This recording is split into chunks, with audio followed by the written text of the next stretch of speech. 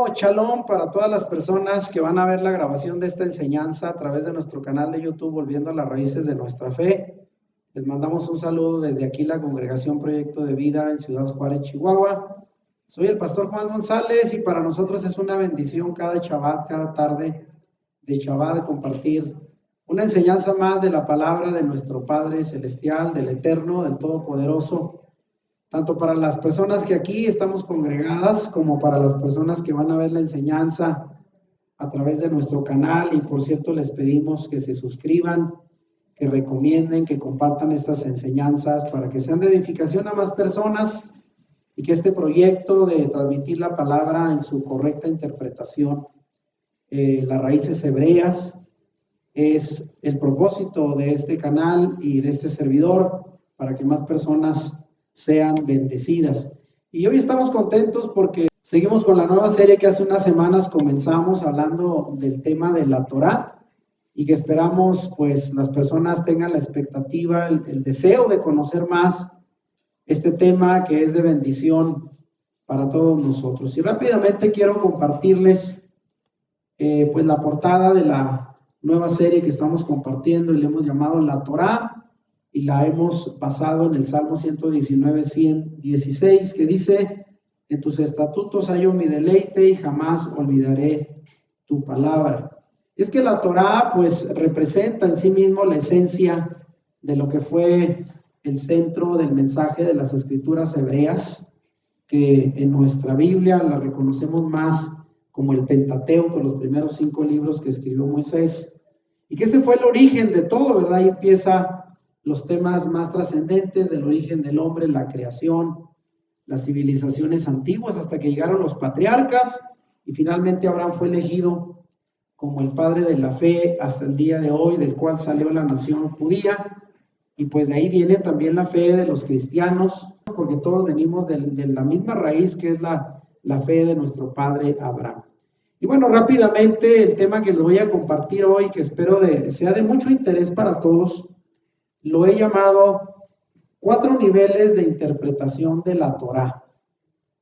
Y quiero enfocarme en esto porque aunque todos tenemos una Biblia y la tenemos en distintos lenguajes más accesibles, sin embargo, la interpretación correcta de la palabra nunca ha sido un tema fácil ni sencillo. Hay gente que dice: leo la Biblia, no la entiendo. Hay cosas que no comprendo si alguien no me las explica. Y aunque también por ahí se dice que la palabra puede ser tan simple que la persona con menos conocimiento la puede entender, pero también es tan difícil que la persona más sabia nunca va a alcanzar a comprender la totalidad del mensaje de la Escritura. Y hoy vamos a ver precisamente cómo interpretar la Torá, y vamos a hablar de 4 niveles de interpretación que espero nos sean útiles al momento de tratar de escudriñar la Escritura. Y bueno, el tema pasado que dimos en esta serie le llamamos ¿qué enseñó Yeshua sobre la Torá? Y por cierto, debo decirles que en unos días ya tiene más de 600 vistas, quizás sean muy pocas, pero para temas bíblicos realmente pues son bastantes, porque hoy la gente se interesa más en otra clase de temas. Pero nos da gusto que las personas que vean estas enseñanzas las aprovechen, las comenten, las compartan. Y entrando rápidamente en el tema de hoy, ¿qué tan importante es la correcta interpretación bíblica? Porque ahora usted puede ver por internet, por YouTube, videos, por Facebook, redes sociales, tantos predicadores y profetas, como así se llaman algunos, que supuestamente de parte de Dios, pues enseñan, ¿verdad? Predican, pero muchos de ellos pues hacen una mala interpretación de la Escritura. Y no es con afán de criticar, me ha tocado escuchar muy buenas enseñanzas de maestros, de predicadores que se ve que se preparan bien, y otros que simplemente parecen motivadores. Y algunos simplemente dicen: es que el Espíritu me revela todo. Algunos eso es lo que transmiten. Dios me habla. Y con ello a veces se quiere justificar pues que se es negligente al momento de estudiar la Biblia. Sin embargo, pues muchos de ellos detrás de esas frases, Dios me reveló, Dios me habló, Lo único que denotan es que no le dedican tiempo al estudio. O creen que Dios, como habla con ellos, pues no necesitan estudiar e interpretar correctamente la Biblia. Y aquí lo importante, bueno, es una correcta interpretación, aunque ellos dicen que las personas regresen bendecidas a sus hogares. Eso es lo que justifican ellos. Y para ellos bendecidos es con mucha emoción, con mucha motivación. Y hay más motivadores hoy detrás de los púlpitos que verdaderos maestros de la Escritura, lo cual cuesta mucho estudiar la palabra. Y aquí yo pregunto, pero ¿cómo serán bendecidas esas personas a las cuales les predican? Y muchos de ellos tienen multitudes, si la palabra no está siendo expuesta de manera diligente, si no se está compartiendo de manera seria, no se está dando importancia al estudio, a la investigación antes de enseñar algo, porque la Biblia dice que somos responsables de lo que enseñamos. Por eso la Biblia dice, y no se crean muchos de ustedes maestros, porque recibirán mayor condenación. Porque entender la Biblia para nosotros es responsabilidad nuestra, pero para enseñarla tenemos mayor responsabilidad. Ahora, se requiere diligencia, pues, en la interpretación bíblica. La ociosidad en el estudio de las Escrituras, pongo yo aquí, es pecado. Sobre todo para aquellos que tenemos la responsabilidad de enseñar, de transmitir el mensaje realmente como debió de haber sido enseñado. Y debemos procurar con la ayuda del Eterno encontrar la interpretación sana y correcta de las Escrituras. No sea que nos encontremos dando un significado ajeno y muchas veces pues engañando a las personas, mintiendo, dando falsas interpretaciones, lo cual también es pecado, porque eso puede ser causa de que mucha gente se desvíe de la verdad. Y aquí subrayo, nuestra tarea es descubrir lo que el autor bíblico, sea un profeta, sea un apóstol, quiso decir originalmente y no tergiversar las Escrituras para que digan lo que nosotros queremos que signifiquen. Porque eso se llama manipular la Escritura y mucha gente lo hace. Toma pasajes de la Biblia y los interpreta a su modo y agarra un texto y solamente lo pega como para decir, con esto justifico lo que yo quiero que este pasaje diga. Y eso no está bien. Es una negligencia y más si se hace con la intención, pues es pecado. Ahora vean aquí, hay dos palabras que quizás usted haya escuchado alguna vez, si no aquí las va a aprender. Dos palabras griegas que contrastan la manera correcta o incorrecta de usar la Biblia, y son la palabra eisegesis y exégesis. Fíjese cómo se parecen mucho, de hecho son idénticas, nomás cambia el inicio de la palabra, eisegesis o exégesis. Y estas dos palabras griegas, si usted ya se identificó ahí, ya lo vio, empiezan o con las tres letras eis en griego significa dentro de, es un prefijo, dentro de. Y la otra es la palabra exégesis que empieza con ex, que significa otro prefijo, fuera de. ¿Sí lo nota? Dentro de o fuera de. Y están unidas al verbo griego que significa dirigir o llevar, que es el resto de la palabra. Ahora, explicando esto, la palabra eisegesis significa llevar dentro de la Biblia lo que usted quiere que diga. Se fija cómo es, yo pienso algo y digo, se me ocurre tal cosa. Y usted va a la palabra tratando de encontrar un pasaje que justifique lo que usted ya creyó previamente. Y al final usted lo que intenta es meter en la Biblia su propia interpretación, su propia idea. Por eso dice, llevamos hacia la Biblia, hacia adentro, lo que nosotros queremos que diga. Por el contrario, la palabra exégesis es llevar fuera del texto, es la acción contraria, llevar fuera del texto bíblico lo que Dios a través de los profetas o apóstoles quiso decir. Y esta última acción es la que realmente nos interesa. ¿Para qué serviría yo querer meter en la Biblia una idea para luego sacarla y justificarla y enseñar mal? Esa sería mi idea propia. Lo que queremos realmente es sacar de la Biblia lo que Dios quiso que nosotros conociéramos. Eso es lo correcto. Entonces la exégesis comienza con la palabra de Dios, se saca el significado y se comparte a la gente. Y no al revés, yo meto lo que quiero que la Biblia diga, lo justifico en alguno que otro versículo, sacado de contexto, mal interpretado, y así enseño lo que yo quiero que la gente aprenda, no lo que Dios dice en su palabra. Entonces, si entendemos bien, todos los días las personas o hacen exégesis o eisegesis. ¿Y cómo nos damos cuenta? ¿Usted cómo sabe que la persona que le está enseñando supuestamente la Biblia le está enseñando bien? Le está transmitiendo el mensaje genuino, la interpretación correcta, o le está tratando de manipular con sus propios pensamientos. Y mucha gente, por desgracia, no logra identificar, sobre todo si no se tiene un conocimiento bastante profundo de la Biblia, si le están edificando, le están enseñando bien o lo están engañando. Quise introducir con esto, con estas palabras, lo que hoy vamos a aprender, por qué es importante la interpretación correcta de la Biblia. Y aunque hoy en día hay muchos métodos, de hecho, cuando uno estudia en un seminario se le enseña interpretación bíblica, lo que es la ciencia de la hermenéutica, o se le enseña la exégesis, que es lo que acabamos de ver, cómo sacar del texto de manera fiel el significado correcto. Pero mire, hoy quiero solamente compartir esto, porque no va a ser algo muy largo, muy extenso. Vamos a hablar de 4 niveles de interpretación. ¿Y de dónde sale esta técnica, esta metodología? Bueno, del pensamiento hebreo. Porque hoy vamos a transmitir la manera en que los sabios del pueblo de Israel por siglos han interpretado la propia escritura. Y quiero empezar con esto. Vean, la Torá en el pensamiento hebreo es llamada Etz Haim.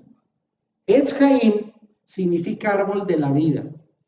De hecho, yo tengo ahí una Biblia que viene traducido en base al lenguaje hebreo, y así viene en la portada Etz Haim, el árbol de vida, porque para el pueblo de Israel eso representa un árbol que da fruto, que da vida. Y dentro de la manera de interpretación hebrea de sus textos sagrados, porque recordamos aquí que la Biblia viene del pueblo de Israel, del pueblo hebreo. Esa idea de que el catolicismo hizo la Biblia, que se difunde en redes sociales, es una total mentira.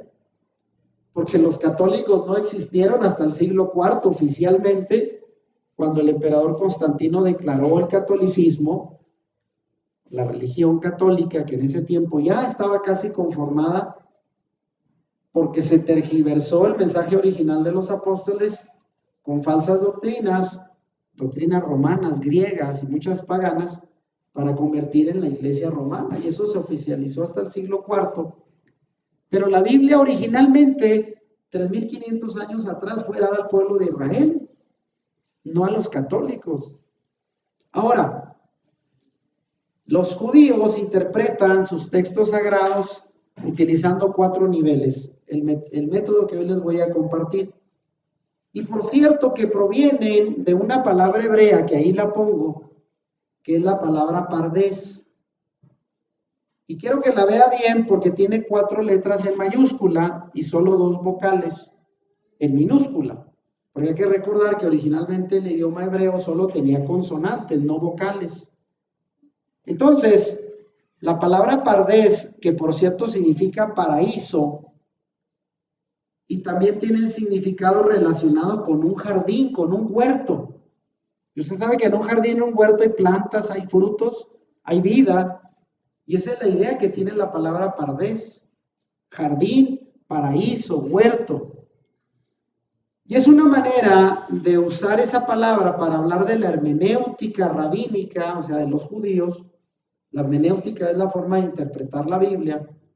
Pero se utiliza esa palabra sale de un acrónimo. Y ahí lo ve enseguida.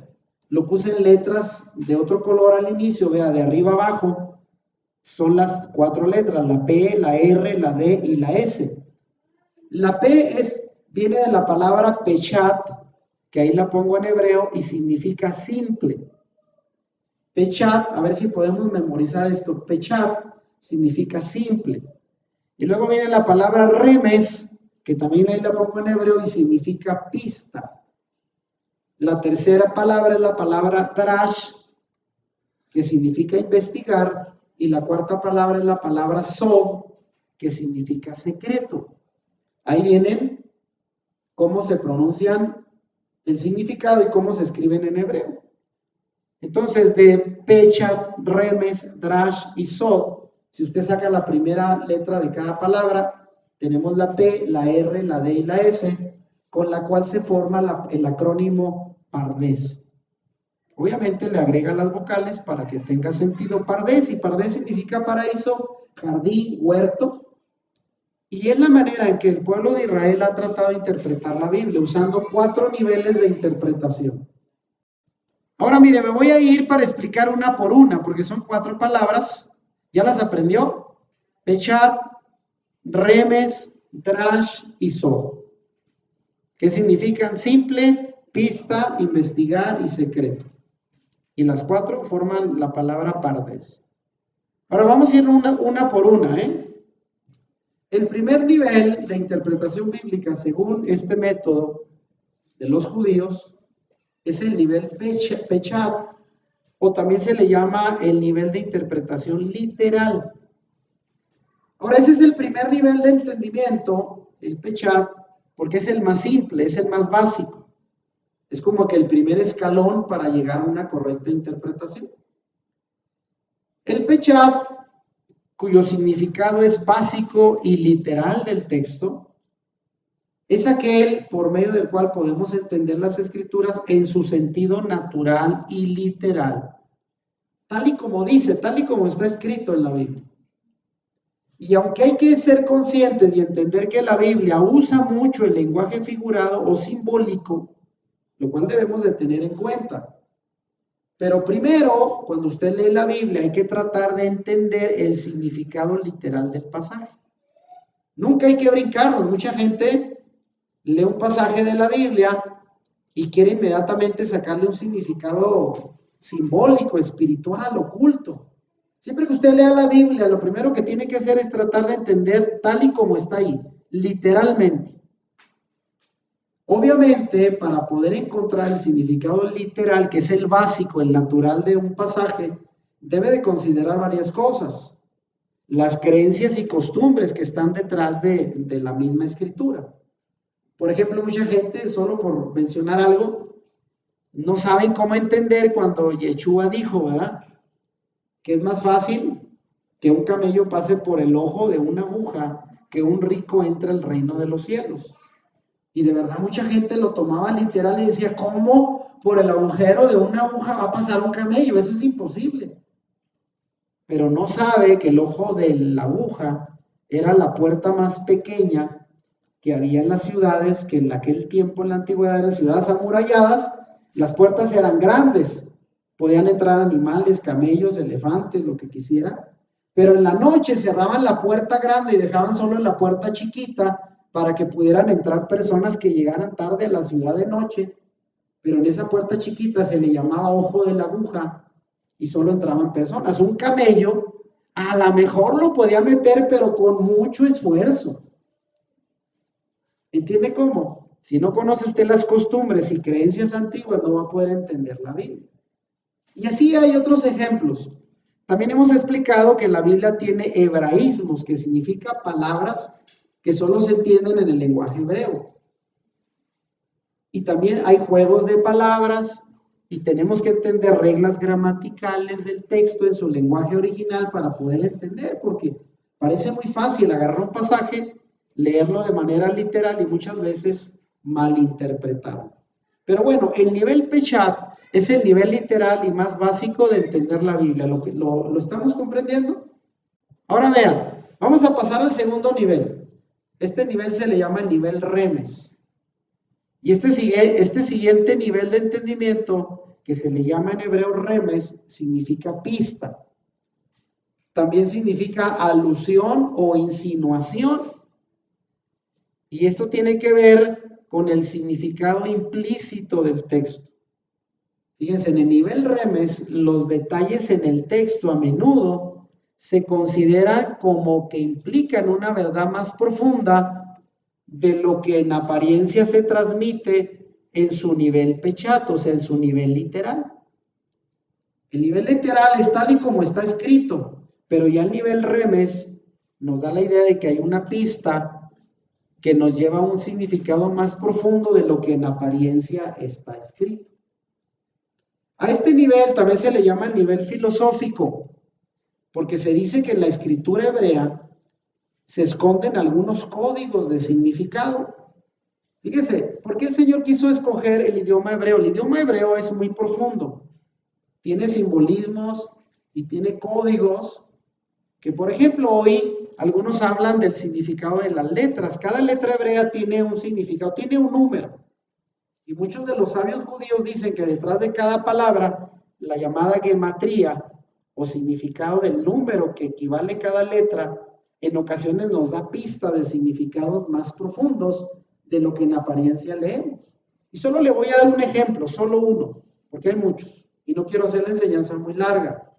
Por ejemplo, Apocalipsis 1:8, refiriéndose al Mesías, dice, yo soy el primero y el último, el principio y el fin, dice en las traducciones en español. Pero realmente ahí nuestro Mesías Yeshua, que se le revela a Juan al inicio del Apocalipsis, cuando él dice yo soy el principio y el último, el primero, el principio y el fin, se está refiriendo al término hebreo yo soy el Aleph Tav. Aleph es la primera letra del abecedario hebreo, del Alephat, y la Tav es la última letra. Yo soy el Aleph Tav. En griego dicen yo soy el alfa y la omega, que es la primera y última letra en el idioma griego, en el abecedario griego. ¿Y a qué se refiere cuando Yeshua dice yo soy el Aleph Tav? Bueno, esto es una alusión, otra vez, una pista que nos habla del Mesías. ¿Y quién es el Mesías al decir yo soy el Aleph Tav, el primero y el último? Pues él es la palabra del Eterno. La máxima expresión de la revelación del Todopoderoso fue Yeshua, el Mesías. Quien en el Nuevo Testamento Pablo dice, por medio de él fue creado todo. Eso lo dice en Colosenses, por medio de él se creó todo. Los antiguos le llamaban el Memra, el Dabar, y de hecho ya explicamos esto en una enseñanza. Dabar significa palabra en hebreo, y en griego se le dice logos. O sea, él era la palabra de Dios hecha hombre. ¿Sí? La palabra encarnada. Y por eso es que Pablo en Colosenses le llama la imagen del Dios invisible. O sea, ver a Yeshua era como ver a Dios. Y hay que entender, no era el Todopoderoso, era el reflejo del Todopoderoso, era su representante, pues. Era la palabra del Eterno hecha hombre. Pero eso lo entendemos a través de la pista de entender el Aleph Tav, principio y final. Ve cómo ahí hay una pista, hay un código, pues. Y eso es el nivel remes, un nivel más profundo que el primer nivel literal de cómo entender la Biblia. ¿Lo vamos entendiendo? Entonces ya tenemos el nivel Pechat, mejor dicho, que es el nivel literal, el más básico. Se entiende la Biblia tal y como está escrito ahí. Ya el nivel remes, tenemos que tener más cuidado porque hay significados más profundos. Ahora vamos al tercer nivel. Este nivel se le llama el nivel Drash. ¿Lo está viendo ahí? El nivel Drash. El tercer nivel. También se le llama Derash o Drash. Y por cierto, de esta palabra hebrea parte la palabra Midrash. Los hebreos cuando dicen este es un Midrash, se refieren a vamos a comentar este pasaje de la Biblia. Es un pasaje comentado. Ellos leen la Biblia, comentan lo que significa y eso es hacer un Midrash, que viene de esta palabra. ¿Y qué significa? Escudriñar. Escudriña usted la Biblia y luego la aplica. Pero la aplicación en este nivel Drash es una aplicación alegórica o también se le llama homilética del texto. Es lo que hacemos cuando predicamos. Usted saca un pasaje, lo interpreta y lo aplica a las condiciones, a la vida, a los problemas de las personas, para que tenga sentido. Entonces es una predicación homilética donde usted expone un significado que tiene una aplicación para la vida de las personas. Entonces, es la explicación del texto que, como dije ahorita, dio lugar al Midrash, y más adelante esos comentarios de los textos bíblicos se convirtieron en la tradición hebrea que está contenida en el Talmud, de lo cual ya hablé en la enseñanza pasada. Ahora, en el nivel Drash se usa mucho la creatividad para escudriñar el texto y relacionarlo con la vida cotidiana. Porque no es fácil leer la Biblia y encontrarle una aplicación útil para la vida. De eso se trata cuando un predicador estudia la Biblia para compartirla y que tenga sentido para la vida de las personas. De tal manera que se desarrolla una aplicación alegórica u homilética del texto. Y solamente para poner un ejemplo, vean. Cuando nuestro Mesías Yeshua dio la parábola del sembrador en Mateo 13, ¿se acuerdan? Que él dijo, aquí el sembrador salió a sembrar, tomó la semilla y la aventó a la tierra. Pero luego él explica, porque dice que una parte de la semilla cayó en el camino duro, pedregoso, vinieron las aves y se la comieron. Otra más cayó entre espinos que no la dejaron crecer, la ahogaron y no dio fruto. Y la semilla que cayó en buena tierra dice que creció, pero no dio en la misma proporción fruto. Uno dio en un 30, en un 60, en un 100%.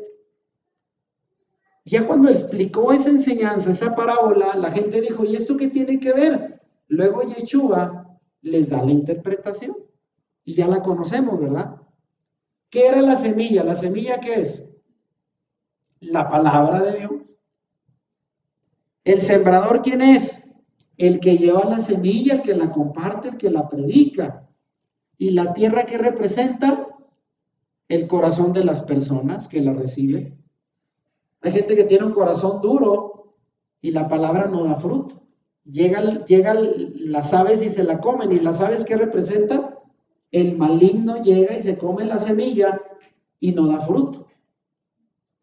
Y si otra parte de la semilla, la palabra, cae entre espinos, dijo nuestro maestro Yeshua, significa las personas que reciben con gozo la palabra, pero en los afanes, los problemas, los desaniman y terminan sin quedarse sin fruto, no dan fruto, se vuelven atrás. Pero afortunadamente, unos son aquellos que representan la buena tierra, donde la semilla cae y sí da fruto. Y esa interpretación que Yeshua hizo a esta parábola es precisamente el nivel Drash.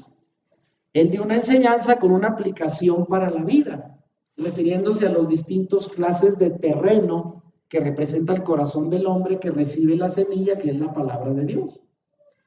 Entonces vea cómo en esta parábola de Mateo 13, la parábola del sembrador, cada elemento que se utiliza en la parábola tiene un principio espiritual. A eso se le llama el nivel Drash. Convertir la palabra en una aplicación simbólica, alegórica, pero que tenga sentido para la vida. Ese es el tercer nivel. Y vamos finalmente al cuarto. El cuarto nivel es el nivel Sod, el último nivel de entendimiento de las escrituras, que significa el nivel oculto. Ahora, este entendimiento se relaciona más con lo místico, o incluso dentro del pensamiento judío, son las explicaciones cabalísticas de los sabios judíos, que se les llama explicaciones secretas de la Biblia. Debo decir que aquí estoy enseñando esto, pero yo en lo particular no estoy tan convencido de algunas enseñanzas en este nivel, porque como es un nivel profundo, los que dicen que interpretan la Biblia, bueno, se atribuyen a ellos mismos una cierta revelación que los demás no tienen. Y aunque debo decir que eso es posible, porque según 1 Corintios 2, del 7 al 14, Pablo dice que el que nos da la iluminación a nuestro espíritu es el espíritu mismo de Dios. Dios puede revelar cosas que el hombre ni siquiera por su mente pasan. Sí se puede, claro, pero hay que tener cuidado. Porque en este nivel se hace uso de lo que en el judaísmo se le llama la Kabbalah hebrea, que es una interpretación mística, secreta de los rabinos, pero que llevada a un extremo llega a enseñanzas contrarias a la misma Torah, como ya lo expliqué en otra enseñanza.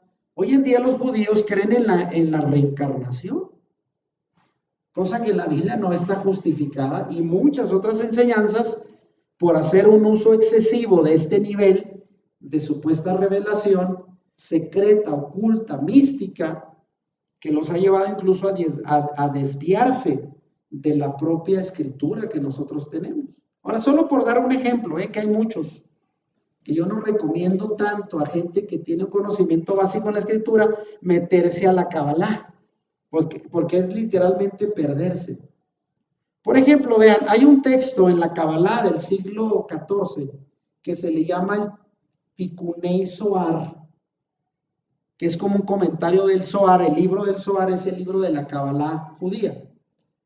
Y se dice que la palabra Bereshit, que es el nombre del primer libro de la Biblia, el Génesis, se debe, según ellos, a que el mundo fue creado a través de 6 poderes emocionales de Dios. ¿Dónde viene eso en la Biblia? En ninguna parte. Es una interpretación, según ellos, que a través de códigos y de secretos, de misticismo, sacan de las palabras de la Biblia. Bereshit, ahí está en la Biblia, significa en el principio, así empieza el Génesis. Usted va y en el lenguaje hebreo dice Bereshit. En el principio Dios creó los cielos y la tierra. Pero según ellos, el mundo fue creado a través de 6 poderes emocionales de Dios. ¿Cuáles son? La bondad, el rigor, la belleza, la victoria, el esplendor y fundamento. ¿De dónde lo sacan? De sus entendimientos místicos de la escritura. Y por cierto, ahí en la mano derecha puse lo que en la Kabbalah es una base de interpretación. Por ejemplo, se habla de los 10 sefirot del árbol de la vida, que según la tradición rabínica se afirma que la emanación de los 10 sefirot se manifiesta en el mundo físico a través de la geometría cabalística de las llamadas 10 esferas del árbol sagrado de la vida. Según ellos, la palabra sefirot se origina a partir de la raíz original de la palabra cero, que en hebreo se pronuncia sefir o sepir. Es un término que se haya relacionado con la palabra esfera, aludiendo, no obstante, a las sutiles 10 esferas representadas en el árbol de la vida a través de este gráfico. En la Kabbalah, la palabra séfira es el singular de sefirot, que ahí aparece en hebreo, y deriva a su vez de la palabra sefer, que tiene que ver con texto o narración, y de la palabra zafira, que tiene que ver con piedra preciosa transparente. De manera que según esta forma de interpretación cabalística del mundo, para ellos el árbol sagrado de la vida está compuesta de estas 10 sefirot, que son la corona, la inteligencia, la sabiduría, el rigor, el conocimiento, la clemencia, el honor, la belleza, la victoria, el fundamento y el reino. Y son maneras, como ya dije, místicas de interpretar la revelación divina. Pero eso es obviamente Kabbalah, nosotros no enseñamos Kabbalah. Solo lo estoy mencionando para que se dé una idea cómo el pueblo judío ha interpretado la escritura a través de 4 niveles. Los primeros 3 se justifican más que este último, con el cual siempre digo, hay que tener mucho cuidado. Ahora vean, volviendo a los 4 niveles. Dentro de estos 4 métodos de interpretación de la Torá, existe un sinnúmero de posibles vías de entendimiento. Por ejemplo, hay muchas maneras diferentes de entender la Torá según el primer nivel llamado el Peshat, el nivel literal. Pero vean, según la Kabbalah, hay la idea judía, no estoy de acuerdo, pero para que se den una idea de cómo puede ser tanta la riqueza interpretativa de la escritura, que según en este documento del misticismo judío hay 600,000 formas de entender la escritura solo en el nivel Peshat. Otras 600,000 maneras de entender la escritura en el nivel Remes. Otras 600,000 maneras de entender la escritura en el nivel Drash. y otras 600,000 maneras de entender la escritura en el cuarto nivel del Sod. Con esto nos hacen entender, pues, que es infinito el entendimiento de la escritura. Ahora, en el judaísmo se cree que Dios nos dio las herramientas para poder profundizar en las palabras de la Torá y revelar la infinita sabiduría divina que ha estado oculta a través de la escritura. Y en ese sentido sí les doy razón, porque el más estudioso de la Biblia nunca le va a llegar ni al 10%, porque la escritura es vasta. Los judíos tienen 3,500 años estudiándola y no la logran todavía entender. Los sabios judíos, en su tradición, sus interpretaciones. Bueno, algo de razón tiene esto. Hablando de estos 4 niveles, este método para acercarse al estudio de la Biblia, según el pueblo de Israel, debe aplicarse a cada tipo de escritura, porque en la Biblia tenemos diferentes tipos de literatura. Hay literatura que habla de historia, como los llamados libros históricos de la Biblia. Hay literatura más poética, como los salmos, los proverbios. Amén. Hay literatura profética en los profetas, ¿verdad?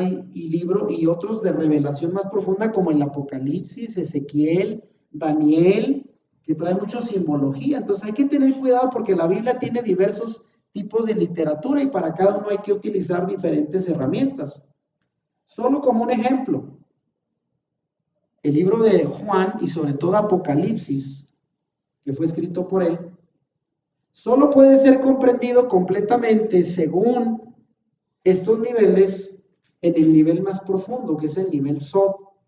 Porque es cierto, en el nivel Sod es un nivel secreto y vaya que el libro de Apocalipsis tiene un montón de simbolismos que no es fácil entender, mucho menos si usted los va a querer interpretar de manera literal, porque revela cosas ocultas. Por ejemplo, si usted quiere entender Apocalipsis, ¿cómo va a entender cuando habla del dragón escarlata, que tiene 10 cabezas y 7 cuernos? ¿Cómo lo entendería? Pues parecería algo de ciencia ficción, cuando todo eso es simbólico. Ahora, porciones también de Mateo se dice que se deben de entender en el nivel Drash, porque Mateo trae alegorías, parábolas, metáforas, como la que ya explicaba del sembrador, que no se van a entender de manera literal. Hay que utilizar el nivel de comprensión Drash en Mateo. De manera que rara vez algún creyente puede entender estos pasajes si los lee solo con una lectura superficial y los trata de entender de manera literal. Tenemos que poner otro nivel más para poder dar su correcta interpretación. ¿Cómo apoyamos que de alguna manera los sabios judíos tienen algo de razón con estos niveles? Esto no se estudia. Yo estudié años teología y en ningún curso de hermenéutica, exégesis, nos hablaron de la metodología hebrea para entender la Biblia. Esto lo estoy entendiendo recientemente, pero coincide mucho con lo que la Biblia enseña. Vean, Yeshua habló en esas parábolas de Mateo 13. ¿Se acuerda que la enseñanza de Mateo 13 a través de parábolas fue para hablar de los misterios del reino? Así dice la Yeshua. Cuando él inicia, por ejemplo, la parábola del sembrador en Mateo 13, él dice que sus enseñanzas fueron presentadas de forma encubierta. O sea, no las dio para que se entendieran de forma simple. Y vean lo que dice Mateo 13, versículo 10 y 11 y versículo 13. Entonces, acercándose los discípulos, le dijeron a Yeshua, le preguntan, ¿por qué les hablas por parábolas? Porque la gente escuchó todas esas parábolas de Mateo 3. Y Yeshua le respondió y les dijo, porque a vosotros, o sea, a ustedes los apóstoles, os es dado saber los misterios del reino de los cielos, mas a ellos no les es dado. Por eso les hablo por parábolas, porque viendo no ven y oyendo no oyen ni entienden. O sea, en otras palabras, Yeshua le dijo, esta enseñanza más profunda es para ustedes. A ellos les doy la historia Ojalá y lo entiendan, pero no, dice, lo que van a oír ni lo van a entender. Porque el propósito de Yeshua con la parábola del sembrador, por ejemplo, no era hablar de lo que la gente cotidianamente sabía. Pues ellos eran agricultores, sabían el trabajo de un sembrador que toma la semilla y la arroja en la tierra. Pero esa enseñanza, esa historia de la vida cotidiana, Yeshua tenía como propósito enseñar principios espirituales. Por eso dice, van a oír y no van a entender, van a ver y tampoco van a comprender, pero el significado, dice, es para ustedes. Se fijan como si hay ciertas enseñanzas veladas de la Escritura que necesitamos de la guía del Espíritu Santo para entenderlas. Desde luego, Él es el maestro, el mismo autor de la Biblia es el que nos revela el significado.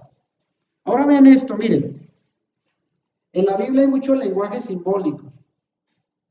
El resultado de comprensión de la Escritura sería muy escaso si una persona interpretara y enseñara la Biblia solo utilizando el primer nivel, el nivel Pechat, el nivel literal, porque no alcanzaría a comprender casi nada. Según se estima, el 65% del Nuevo Testamento, como lo conocemos, el Brit Hadashah, no pudiera ser interpretado literalmente, porque tiene mucho contenido simbólico, como por ejemplo alegorías, metáforas, enigmas, parábolas y misterios, que si lo tratáramos de entender todo literal, pues no lo comprenderíamos. Por eso el Mesías mismo dijo en Juan 6:63, las palabras que yo les hablo son espíritu y son vida. ¿Y cómo se deben de entender las palabras espirituales? Pues de forma espiritual. Por eso es que Yeshua también dice que necesitamos nacer de nuevo para ser seres renovados con el Espíritu Santo en nuestra vida para poder entender su palabra. Porque el mundo del Espíritu solo puede revelarse en el Espíritu. O sea, las palabras que yo os hablo, digo, son espíritu y son vida. No es fácil de entenderlo. Ahora vea ejemplos de ese simbolismo que hay en la Biblia, del lenguaje simbólico.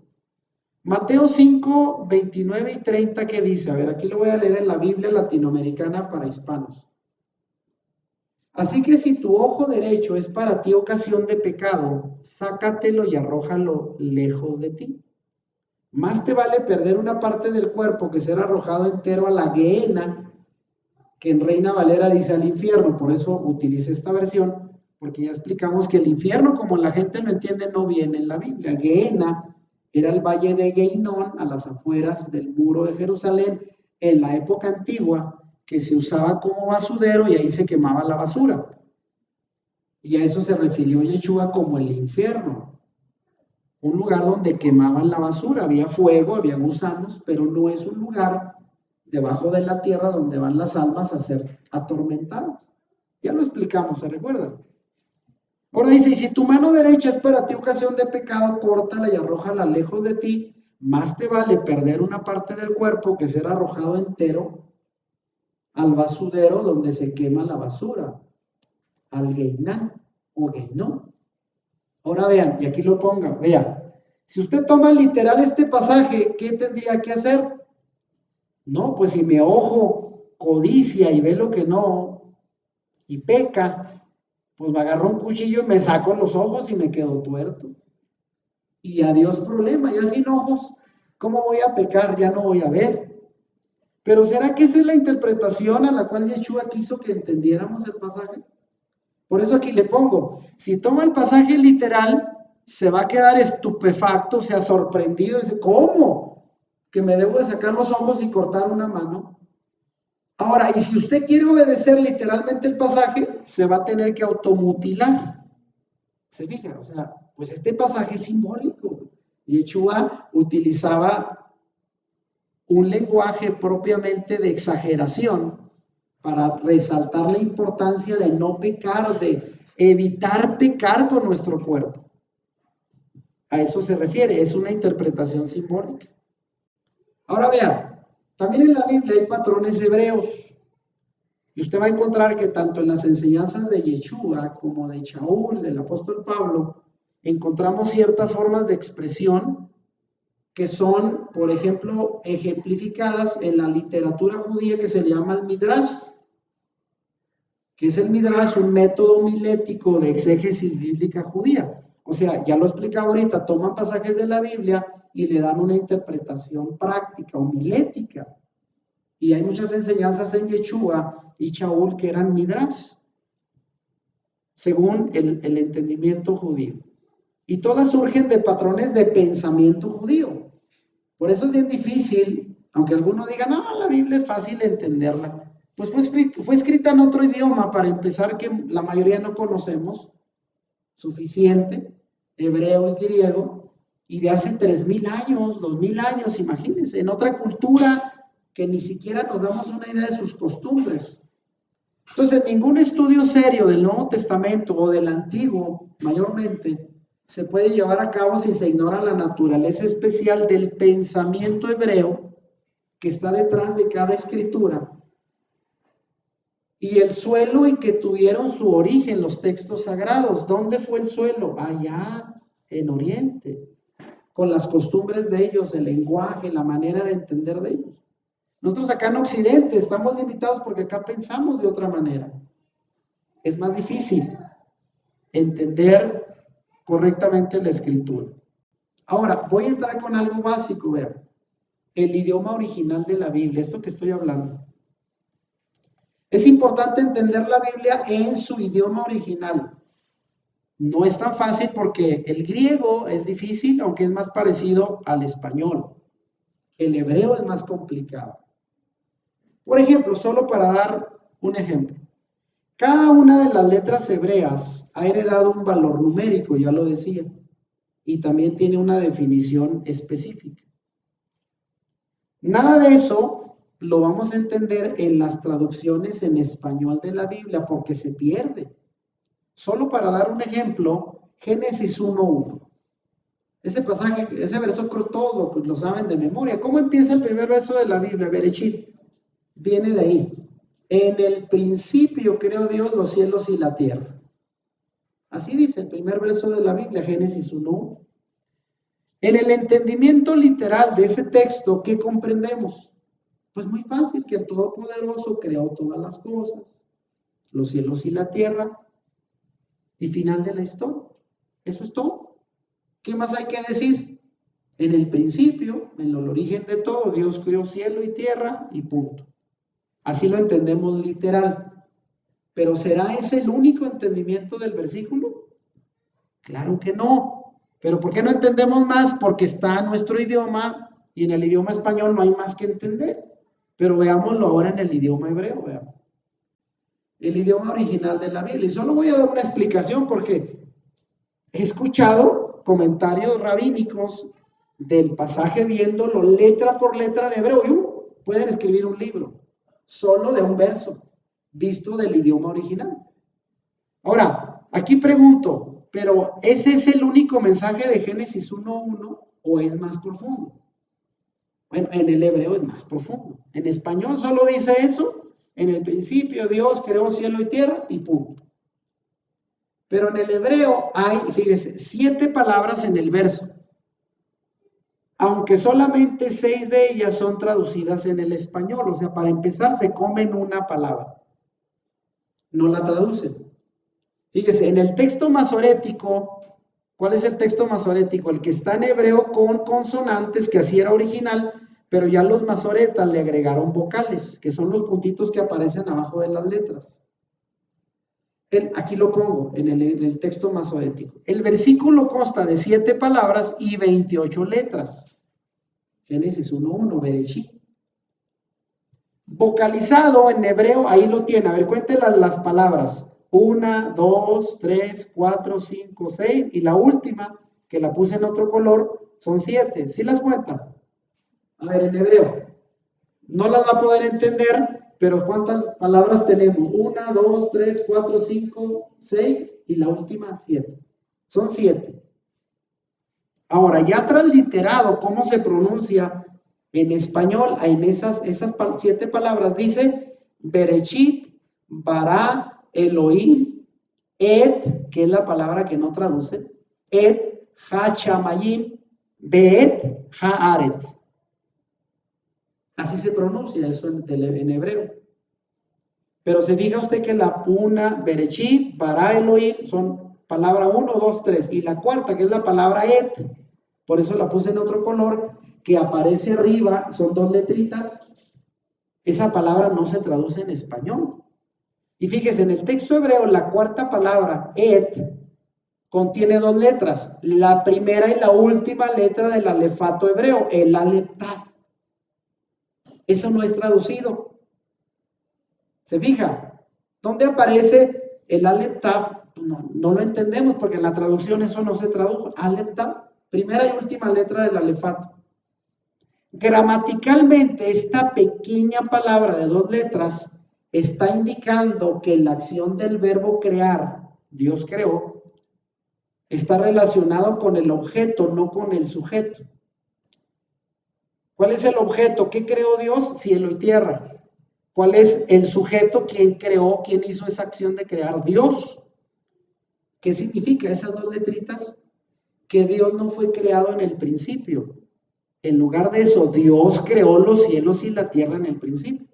Porque ya ve que mucha gente dice, ¿y a Dios quién lo creó? Bueno, pues si alguien lo hubiera creado, no sería Dios.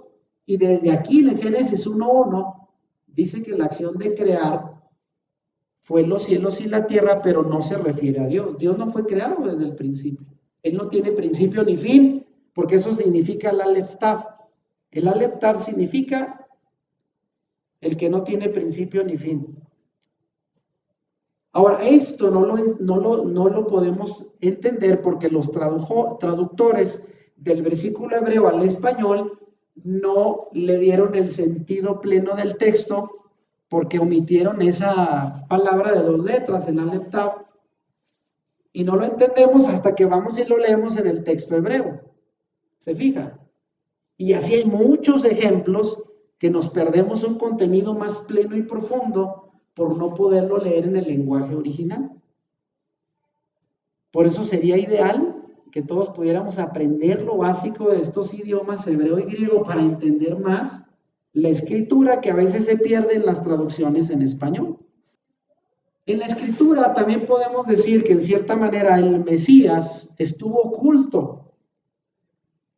Hoy en día, la gente que creemos en Yeshua como el Mesías, leemos el Antiguo Testamento y encontramos muchos pasajes mesiánicos que para nosotros son claros que se refieren a Yeshua. Pero ¿sabía que los propios judíos no los ven, muchos de ellos? Porque aunque los sabios judíos entendieron este método pardés de interpretación, 4 niveles, y lo aplican a muchos pasajes de la Escritura, sin embargo, aún siguen sin poder captar la revelación del Mesías que aparece codificado en todo el Tanaj, en todas sus escrituras sagradas, el Antiguo Testamento. Yeshua está por todos lados y ellos no lo han podido visto porque no lo han visto porque Pablo dice que el Señor los encegueció por un tiempo para que no pudieran ver a su Mesías, y usted y yo sí lo hemos visto y lo entendemos, y ellos siguen esperando a su Mesías. Les pasó de noche sus propias profecías, y eso lo voy a demostrar en el siguiente tema, por cierto. Puesto que el Eterno nunca cambia, de acuerdo a Malaquías 3:6, dice que el Señor no cambia. Si Él reveló al Mesías en los niveles ocultos de ese pardés, que es la metodología judía de entender su propia escritura, el Tanaj, Yeshua aparece en la escritura hebrea en el nivel Remes, Drash y Sod, porque Él es el personaje central de toda la Biblia. Y para ser consistente, no solo en el Antiguo, sino también Yeshua aparece en el Nuevo Testamento, aunque ya revelado. Pero para los judíos el Nuevo Testamento no tiene valor porque habla de un Mesías que ellos no creen. Si usted intenta hablarle a un judío y convencerlo que Yeshua es el Mesías, no utilice el Nuevo Testamento porque dice, para empezar van a decir eso no, eso es de los cristianos.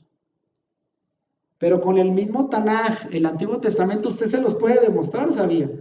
Y es lo que vamos a ver en los próximos temas. Cómo el Yeshua aparece codificado en toda la escritura. y los judíos no lo han visto. Paradójicamente, ellos dicen creer lo más oculto, el nivel sod, profundo, y no ven a Yeshua como Mesías. Paradójicamente.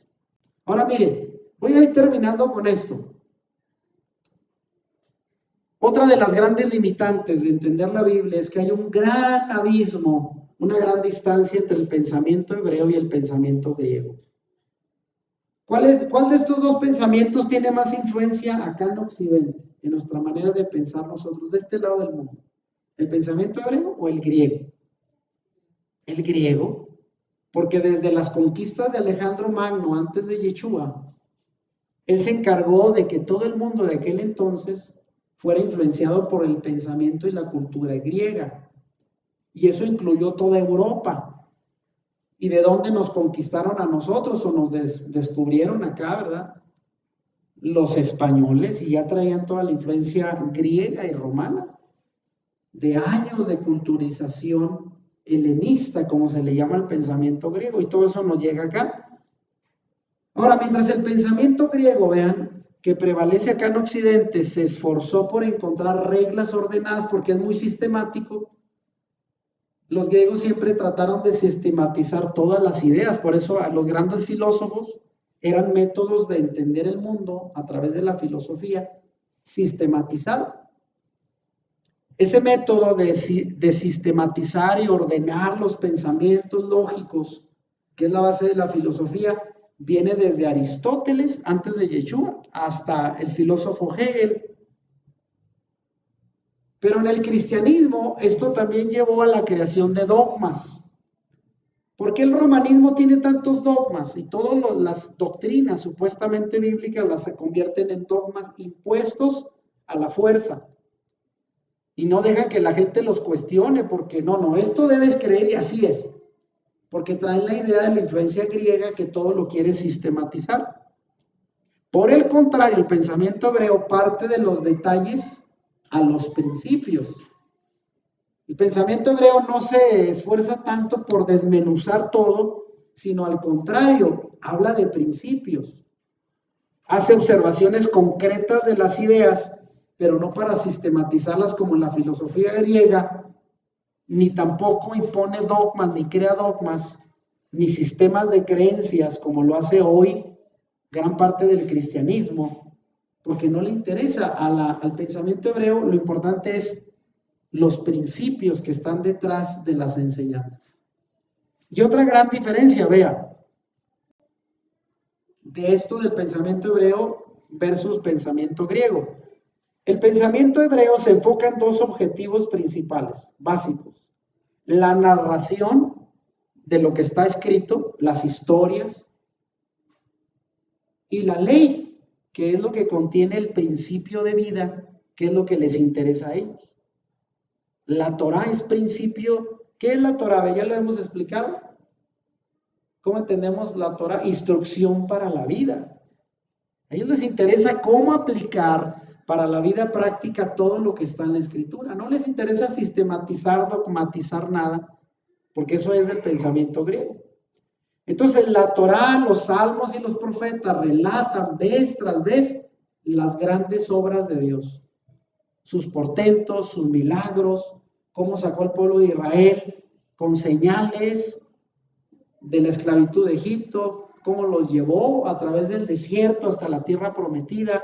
Habla de los patriarcas, de los grandes héroes de la fe, los profetas. Los relatos cobran vida.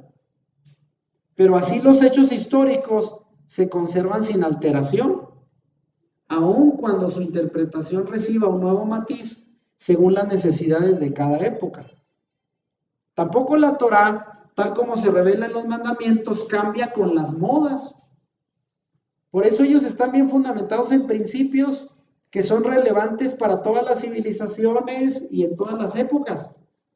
Ellos no tienen necesidad de actualizar la Biblia porque sus principios siguen vigentes todo el tiempo. El día de hoy cualquier ciencia que usted conozca tiene que estarse actualizando, ¿verdad? Si no deja de tener valor. Y la Biblia, cuando le han dicho los judíos, la vamos a cambiar porque ya está muy desactualizada.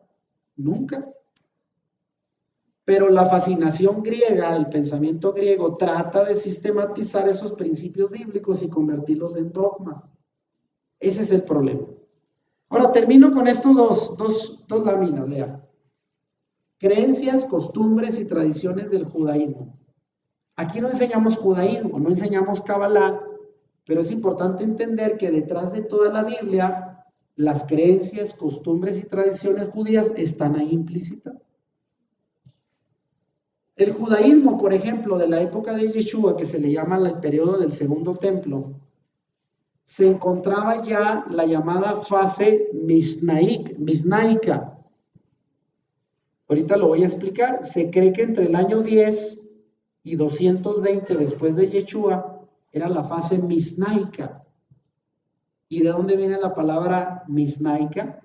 De la raíz hebrea shaná, que es la misma que aparece en la palabra Mishnah.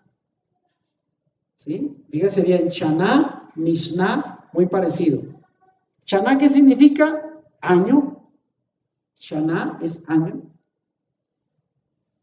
Y la Mishnah, que de hecho junto con el Talmud y el Tanakh representan todo el pensamiento y escrituras y tradiciones sagradas de la ley judía. La Mishnah es la repetición de la ley y que viene a reflejarse en las tradiciones y maneras en que el judaísmo entiende su fe. Y aquí lo aclaro, sin embargo, aunque el Talmud, la Mishnah, el libro de tradiciones rabínicas y el Tanaj, que es la escritura, forman parte del texto sagrado y pensamiento judío, sin embargo, el Talmud y la Mishnah no son la Biblia. Eso queremos dejarlo muy claro para el que no va a decir, el hermano ya está enseñando Talmud y Mishnah, y no, menos Kabbalah. Lo que es la Biblia es nada más el Tanaj, lo que está escrito, lo que es para nosotros el Antiguo Testamento, pero ellos tienen Talmud, Mishnah, que vienen de esa época. Entonces, esos textos, esos documentos recogen las interpretaciones de miles de rabinos y eruditos hasta el siglo IV, que es cuando se escribe el Talmud. Entonces recoge todo el pensamiento de interpretación de los rabinos que parten de la Biblia, de la Torah escrita, como ya lo expliqué en otra enseñanza. Y mire, también tenemos que tomar en cuenta, en la época de Yeshua existían escuelas de interpretación rabínica, que a veces no entendemos. Y había al menos dos grandes escuelas de pensamiento judío, la escuela de Shammai y la escuela de Hillel, que representaban dos perspectivas distintas de entender la Torah. Siendo la primera, la escuela de Shammai, la más rigurosa, la más estricta. Y la segunda, que era un poquito menos estricta, proponía una reforma espiritual a través de un concepto. A ver, ¿dónde escuchó esto antes? Amarás a tu prójimo como a ti mismo. ¿Quién lo dijo? Yeshua. ¿Y de dónde tenía relación esa enseñanza con la escuela de Hillel?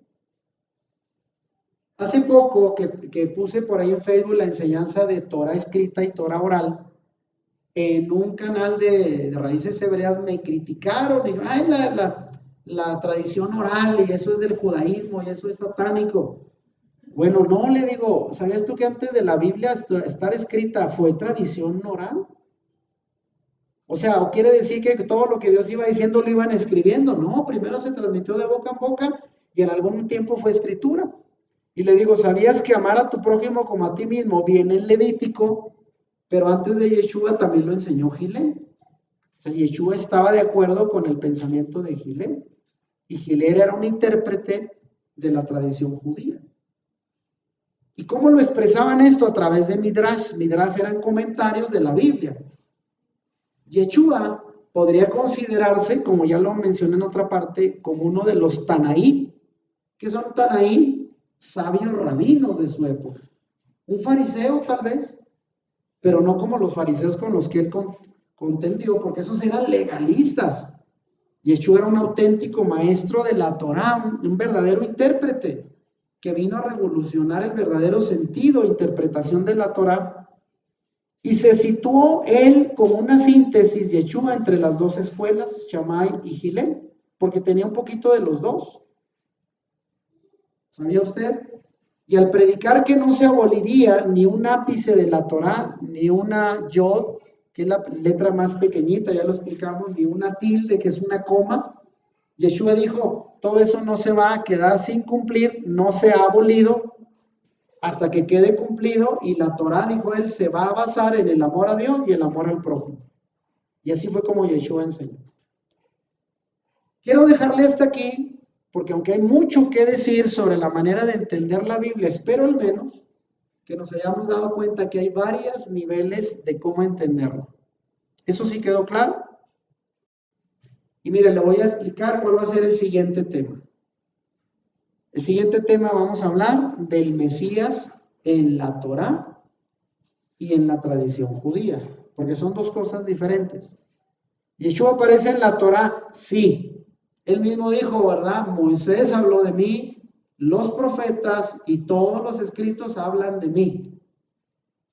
Por eso es que los que lo escucharon decían, estás loco, pues tú no, ¿cuántos años tienes?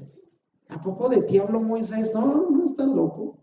Claro que habló Moisés, pero en la tradición judía no se ha visto. Y quiero que veamos la próxima enseñanza, una comparativa de lo que la Biblia habla, la Torá escrita habla de Yeshua y lo que dice la tradición judía. Pero eso lo vamos a ver ya en la siguiente enseñanza.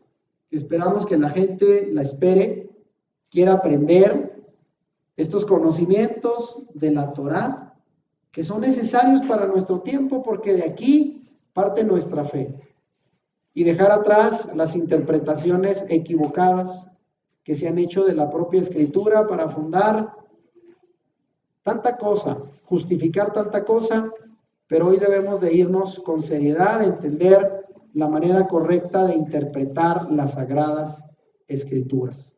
Así de que vamos a continuar, esperamos que la gente comente esta enseñanza, la comparta y sobre todo estén en espera del próximo tema que sabemos va a ser de bendición. Si te gustó este video, dale like y compártelo con tus amigos. Suscríbete a nuestro canal si no lo has hecho y activa la campanita para que YouTube te avise cuando subamos nuevos videos. Bendiciones.